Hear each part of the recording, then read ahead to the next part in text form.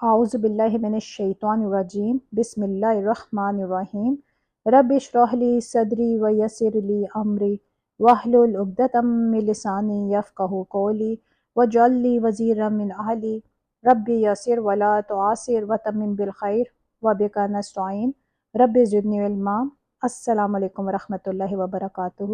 آج انشاءاللہ ہم سورہ بقرہ کی آیت نمبر 6 سٹارٹ کریں گے، لیکن 6 سٹارٹ کرنے سے پہلے میں تھوڑی سی آپ کو ڈیٹیل بتانا چاہوں گی تاکہ آپ لوگوں کو آگے کی جو آیات ہے سمجھنے میں آسانی ہو۔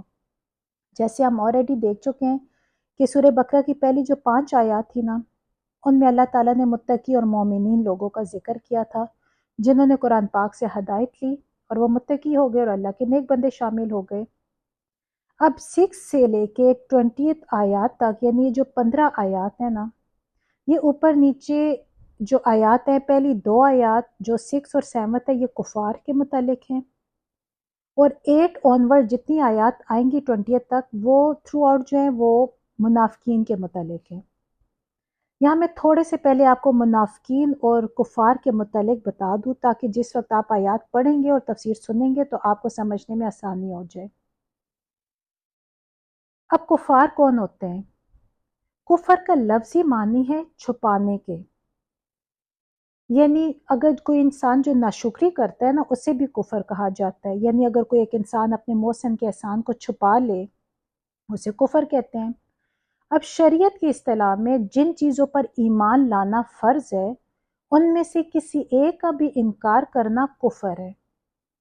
اب کافی لوگ جو تھے نا وہ آپ صلی اللہ علیہ وآلہ وسلم کی تعلیم کو سمجھتے بھی تھے اور مانتے بھی تھے، لیکن اپنی ہٹ درمی اور ضد میں وہ انکار ہی کرتے چلے گئے تاکہ ان کا رتبہ کم نہ ہو جائے اور باپ دادا کو جو مذہب ہے وہ جھوٹا نہ کہلوائے۔ ان کی جو وہ پوسٹ تھی، جس پوسٹ پہ وہ لوگ کام کر رہے تھے وہ چاہتے تھے کہ وہ بھی قائم رہے۔ اب یہ ہو گیا ایک گروہ۔ اب دوسرا گروہ کون سا تھا؟ منافقین کا۔ یہ وہ لوگ تھے جو دنیا کی غرض کی وجہ سے اتنی جرت ہی نہ کر سکے کہ اپنی ضمیر کی آواز اور دلی عقیدے کو صاف ظاہر کرتے، بلکہ انہوں نے دھوکہ اور فریب کی راہ اختیار کی، کیونکہ منافق تو آپ کو پتہ ہے کہتی اسے جس کے دل میں کچھ اور ہے اوپر کچھ اور ہے۔ یہ لوگ مسلمانوں سے کہتے کہ ہم مسلمان ہیں، قرآن اور اس کی ہدایت کو مانتے ہیں اور ہم تمہارے ساتھ ہیں، لیکن دل میں وہ اس کا انکار کرتے تھے۔ اور جب یہی لوگ کفار کی مجلسوں میں بیٹھتے تو کہتے ہم تمہارے ساتھ ہیں، مسلمانوں کو تو ہم دھوکہ دیتے ہیں، ہم ان کے ساتھ اسی لیے مجلس میں ان کے ساتھ بیٹھتے ہیں تاکہ ہم ان سے معلومات لے سکیں۔ اب یہ جو 15 آیات میں سے 2 آیات جو ہے نا صرف کافروں کے متعلق ہیں، آگے 13 کی 13 تھرو آؤٹ جو وہ منافقین کا ذکر ہے۔ سوچ لے کہ منافقین کو اللہ تعالیٰ نے کس قدر ناپسند فرمایا ہے، کیونکہ یہ منافقت کرتے تھے اور لوگوں کو دھوکہ دیتے تھے۔ کم سے کم کفار کا یہ تھا نا، وہ تو کھلم کھلا بولتے تھے کہ ہم نے مانا ہی نہیں۔ انسان کو پتہ ہوتا ہے کہ یہ ہمارا دشمن ہے، انسان الرٹ ہوتا ہے، لیکن منافقین جو لوگ ہوتے ہیں نا یہ اس لحاظ سے اتنے خطرناک ہوتے ہیں کیونکہ یہ دھوکہ دیتے ہیں، سامنے ساتھی بنے رہتے ہیں اور اندر ہی اندر انسان کی جڑوں کو یہ کمزور کرتے رہتے ہیں۔ اب انشاءاللہ ہم آیت نمبر 6 سٹارٹ کریں گے۔ اعوذ باللہ من الشیطان الرجیم بسم اللہ الرحمن الرحیم۔ انا بے شک، الذین وہ لوگ جنہوں نے کفروا کفر کیا، سواء برابر ہے، علیہم ان پر، انذرتہم آیا آپ ڈرائے انہیں، ام لم تنذرہم یا نہ ڈرائے انہیں، لا یؤمنون نہیں وہ ایمان لائیں گے۔ یہاں اللہ تعالیٰ نے ان لوگوں کے بارے میں بتا دیا جنہوں نے کفر کیا کہ یا رسول اللہ صلی اللہ علیہ وآلہ وسلم آپ انہیں ڈرائیں یا نہ ڈرائیں، یہ لوگ ایمان نہیں لائیں گے۔ ایکچولی یہ جو ضدی کفار تھے نا، یہ حقیقت کو پہچاننے کے باوجود یہ انکار کرتے رہے ہیں۔ اپنے تکبر کی وجہ سے یہ کسی حق بات کو سننے اور روشن دلائل کو دیکھنے کے لیے یہ لوگ تیار ہی نہیں تھے۔ ان کی اصلاح اور ایمان کے متعلق آپ صلی اللہ علیہ وآلہ وسلم جتنی بھی کوشش کرتے تھے نا وہ مؤثر ثابت ہی نہیں ہو سکتی تھی۔ اس لیے اللہ تعالیٰ نے آپ صلی اللہ علیہ وآلہ وسلم کو اس آیت میں تسلی دی کہ یا رسول اللہ صلی اللہ علیہ وآلہ وسلم آپ ان کو ڈرائیں نہ ڈرائیں، ان کو کوشش کرے نہ کرے ان کے لیے برابر ہے۔ اچھا اب ایک یہ کوشچن آتا ہے کہ کیا تمام کفار کے لیے یہ چیز لاگو ہوتی ہے؟ تو اس کا جواب ہے نہیں۔ یہ وہ کفار تھے جنہوں نے مکہ میں، دیکھیں رسول پاک صلی اللہ علیہ وآلہ وسلم نے جتنی زندگی گزاری نا مکہ میں، تقریباً آلموسٹ 2/3 قرآن پاک جو وہ نازل ہو چکا تھا مکی زندگی میں۔ آپ اندازہ لگائیں جو وہاں کے کفار تھے تھرو آؤٹ وہ انکار کرتے رہے 12-13 سال۔ یہ کوئی چھوٹا عرصہ نہیں تھا۔ ایون وہ اتنا آپ صلی اللہ علیہ وآلہ وسلم پیار سے انہیں سمجھاتے اور وہ اتنا ہی تنگ اور ضد کرتے، ایون وہ سمجھتے تھے لیکن وہ کھلم کھلا اس کا انکار کرتے تھے۔ ایون اللہ تعالیٰ نے ہر موقع پہ ہر ان کے سوال کے جواب میں آیات نازل کی تاکہ وہ کچھ تو ان میں عقل ہوتی اور وہ سمجھ جاتے کہ اللہ تعالیٰ ہر چیز کو انہیں جواب دے رہا ہے اور ان کا منہ بند کر رہا ہے، تو وہ مان جائیں کہ وہ لوگ غلط ہیں اور وہ راہ راست پہ آ جائیں۔ لیکن اب ہر درمی کی انتہا تھی کہ وہ نہیں مانتے تھے۔ اس لیے یہ جو تھا نا، اللہ تعالیٰ نے جو کہا کہ یہ ان لوگوں کے لیے کوشش کرنا نہ کرنا بے معنی، یہ ان جیسے ڈھیٹ لوگوں کفار کے لیے تھا۔ بعض ایسے بھی تھے جو مان جاتے تھے اور وہ بہت سے کفار ایمان بھی لے آئے تھے، لیکن یہ ان پہ زیادہ لاگو ہو رہا ہے جنہوں نے اس بات کو تسلیم کرنے سے انکار کر دیا۔ ایک جنرل بات ہے، جب کسی نہ سمجھ انسان کو کچھ سمجھانا ہونا اور وہ سمجھنا چاہے تو بہت ایزی ہے، وہ سمجھنے کی کوشش کرتا ہے اور ایک وقت ایسا آتا ہے کہ وہ سمجھنے والے کی بات سمجھ جاتا ہے۔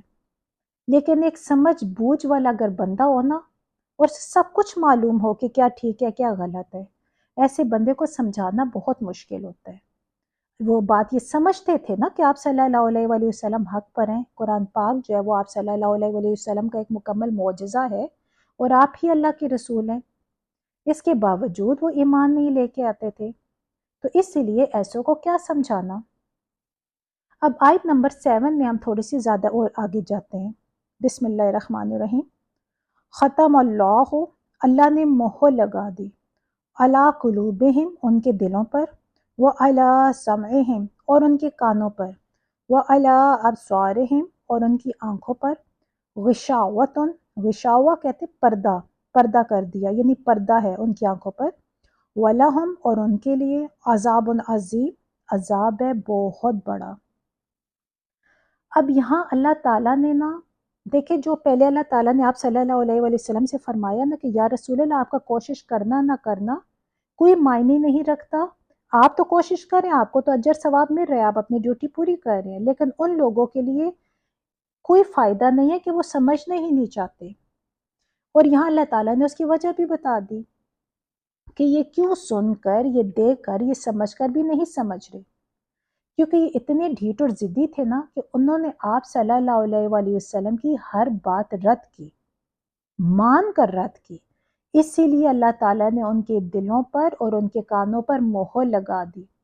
یہ مہر پہلے ان کے نہیں لگائی، سٹارٹ میں نہیں لگائی، اللہ تعالیٰ نے بہت موقع دیا، سالوں سال دیے، لیکن جب انہوں نے حق کو پہچاننے کے بعد رد کیا نا، تو پھر اللہ تعالیٰ نے اس کی پاداش میں ان کے دلوں پر اور ان کی سماعت پر مہر لگا دی، تاکہ کوئی بھی قبول حق کی کوئی بھی گنجائش جو ہے نا وہ باقی نہ رہے۔ یہاں مہر لگانے کی ایک حکمت ہے۔ حکمت یہ ہے کہ دیکھیں جب بھی انسان کے دلوں میں کوئی خیال پیدا ہوتا ہے نا، وہ ایک سمت سے نہیں ہوتا، وہ چاروں طرف سے خیالات آتے ہیں۔ اسی لیے اللہ تعالیٰ نے ان کے کانوں پر اور ان کے دلوں پر مہر لگا دی تاکہ سارے راستے ہی بند ہو جائیں۔ یہ ان کے لیے اللہ تعالیٰ نے سزا مقرر کی ہے۔